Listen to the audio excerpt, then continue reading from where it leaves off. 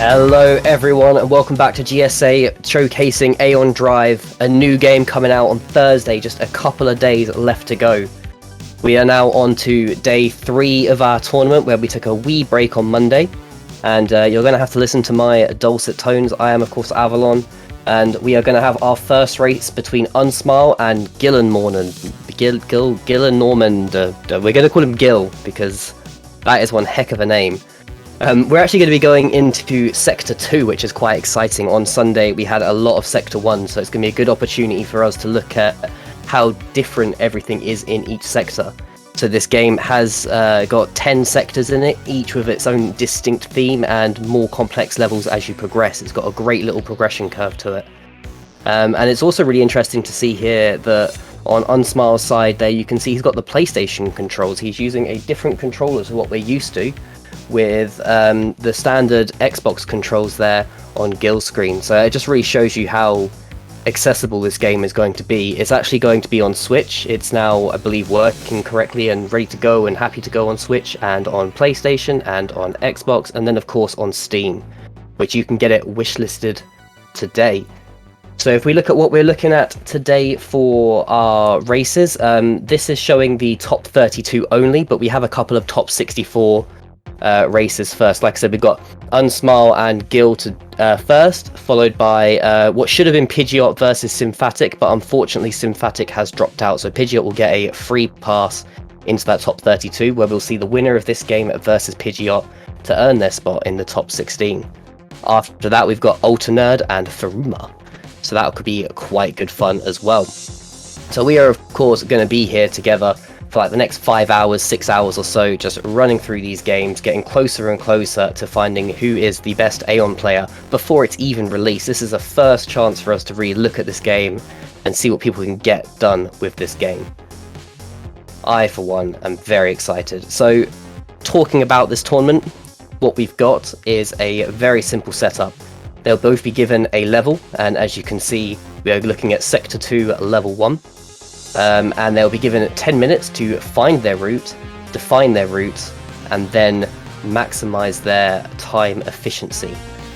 So immediately you can see the gimmick of this game here, which is of course the warp knife, as we've been calling it, or warp dagger. You can throw this knife / dagger and then teleport your character to it, and that's how you really get through the levels.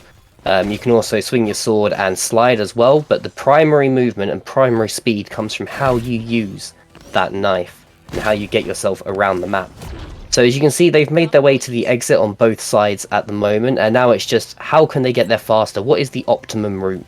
And that's why it's so interesting to have this 10-minute time. We can see them first decide what route they're going to go for. You can immediately see there Unsmile throwing his knife up, and then leaving the level, but he threw his knife up first to go and explore that way, whereas Gil is looking at the middle route, although they're now looking at quite similar. So what will happen is they'll both find the route they want to use, and then they'll spend the rest of the time refining that movement, shaving off frame by frame. And that is how close it gets in these games. We've had games where there has literally been less than 0.1 of a second between the two times. So you know, every single frame matters, and it's things like if you watch there on Gil's screen, he had a brief moment where he teleported to his knife and didn't carry the warp out in the same frame, so he stood still for just a split second, just a tiny amount, but that tiny amount really could be the difference. Another thing to note there with what Gil just did is he threw his knife up and then straight down. That gives you a bit of speed in horizontal movement as you can teleport around, but as players are discovering and as we learn more about this game and how it feels to play, we're starting to see that sometimes it's not best to teleport. Sometimes it's actually faster just to run there, slide there, jump there, however it is that you choose to get there. And that's where the nuance is really going to come. How do you maximize your time as you go through? It seems like both guys have settled on the same sort of route, where you go through this thin gap along the top. Although, having said that, they've immediately both ignored that and gone down instead. But they'll go through the thin gap at the bottom of the screen as well, and then they'll climb their way up to the goal. That seems to be the agreed fastest route at the moment. Interesting to note there that Unsmile takes a step forward before throwing his warp knife, whereas Gil has immediately thrown his warp knife on spawn. And now it's just getting that efficiency, getting that time down. So Gil there putting up a 1089 against his already 1048, but Unsmile has brought in a 1006. That is fast. That is insanely fast. And of course, at the end of each of these runs, both runners get to see that high score table. They get to see how close they are, who's faster, and how much difference there is in that time. So there's a lot of competitive attitude towards it as well. You know, it keeps you entertained, it keeps you unsure of what route your opponent's taking. We had a game on Sunday where they were both running the identical route, but there was a whole second and a half between them. And it resulted in one of the runners psyching themselves out. And they started looking for other routes, thinking maybe, you know, for a whole second, I can't optimize any further, there's got to be something else. But he unfortunately couldn't find that something else. It was a really, really interesting sort of bit of psychology with the game. What happened? So a lot of this does just come down to those frame perfect movements, and that's what's so great about this game, for me anyway. A lot of people have suggested that it's similar to Celeste, but I'd argue that it really is quite dissimilar to Celeste, apart from maybe at best the graphical style, because, you know, they look a little bit alike. But Celeste was built to be a tight platforming game, whereas this was built to be a fast platforming game. And yes, the movement's tight, yes, the movement's precise, and both of these guys are really doing a great job of accentuating my point here with these knife throws.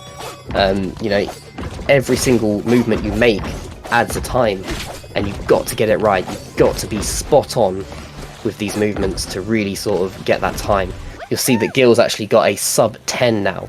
Even though they're running the same route, there's 0.2 seconds between them. So there's obviously a good few frames there between each of them. A few like little lags after teleporting, a few little pauses where they shouldn't have been moving and they were. So you'll see here straight away with how the difference in the start is, with Gil like immediately throwing his knife and Unsmile taking that micro step forward before he throws his. It is something that, as the game gets more popular, we will learn more about the range of the knife and feel more comfortable when we throw the knife. But of course, this game isn't even out yet. These guys, they've had their hands on the game. They've been given the opportunity to learn how it works and how best to play it. But that doesn't mean that they found the perfect optimization yet. You know, it's still a very new game, and there's still lots of opportunities for other people to learn how to play this game and what the best way to play this game is. So it's interesting now to see the opening section. So although Unsmile is taking that forward stutter step at the beginning, he's also throwing his dagger up down to get through that initial section, which looks very, very fast. If he could optimize that and get that perfect for one run, I think he could be pushing into the lead here. Whereas Gil, he runs along the floor a little bit. And that might be due to him thinking that it's faster than going through the warp animation. You know, we've had that with some players where they've said, you know, the warp animation is way faster, but Gil doesn't care because he's found a much faster way, as he knocks even more time off, down to 9:45 now, half a second between these two runners. There, you can see it now in close up there. So he slides instead of making that first dagger throw. When he drops down to the bottom there. So whereas Unsmile was not doing that here, Gil immediately throws the knife up, throws the knife down, and then through the gap. Unsmile adding an extra knife throw into this, which is just causing him a slight bit of delay, even though it looks incredibly fast. And it really does. Both of these guys look very fast when they run, but Unsmile here, you see the stutter step forward, then it's, oh, he hit the robot instead of moving forwards there. But he's got this stutter step forward, and then he's got the knife goes down, up, down. if we get to that stage again. He's suddenly having problems with this robot here, where it looks like he's dying in the same way over and over again. But the thing is he's moving so quickly. He's really rushing that knife, and the inputs as well, which makes it very easy to make mistakes like this. Like there, he threw the knife backwards because he was pushing buttons so quickly that either his brain or the controller itself couldn't pick it up. And this is maybe our opportunity to compare which controller is best. I know for a fact that when I played it, I used my PlayStation 4 controller, with Steam, that is. But I know I've spoken to some of the racers, and one of them said they use a keyboard with different bound keys, and 912 from Unsmile there, definitely proving that his up-down dagger technique is faster than sliding along the bottom. Although Gillen Normand now putting another sub 10 time on the board, but it's no faster than his previous one. 912 is currently the best. It is interesting to see how they've used this time. It's I personally, if I was racing, would spend more time finding a route rather than optimizing a route. I think there must be other routes that you could look at in this, but that's something that will come with age and experience on the game. As we see this game go into the general public, when you guys will wishlist it and buy it on Thursday, the 30th of September, that's in 2 days' time. When you guys do that, you'll be able to start creating content on YouTube showing these better routes. You'll have more time just to mess around in the game. You see, the issue is these guys, they're in this tournament setting, so they find what feels like the fastest or best route available to them, and then they just have to optimize it. And it looks like they both settled on the same route, so maybe this is the fastest route for this section, but you don't know. In 2 months' time, someone might find some weird loop where, I don't know, they go over the top through the tiny gap and throw it as they drop down through the next gap, and it works out faster than what these guys are doing. That's all stuff that will happen as we get more experience with the game and our players get more mature. But Unsmile has now put a whole additional couple of microseconds on Gil. He's got it below 9 seconds, 8.77. Definitely proving that his little up-down technique here that we see is faster than Gil's run across the first one and then just 2. But it is interesting to see that he is still stutter stepping from the start. He's still putting that little step forward at the beginning there. So I do wonder, could you get it faster? Because that's the interesting thing, is like I said, this game's so infantile, it's so new. We don't know what the actual fastest times are yet. The developers, they've played it and everything, but they're still learning themselves. But that is where we will stand, with Unsmile sitting a beautiful time of 8 seconds.77. Really, really fast as they reach the end of their 10 minutes.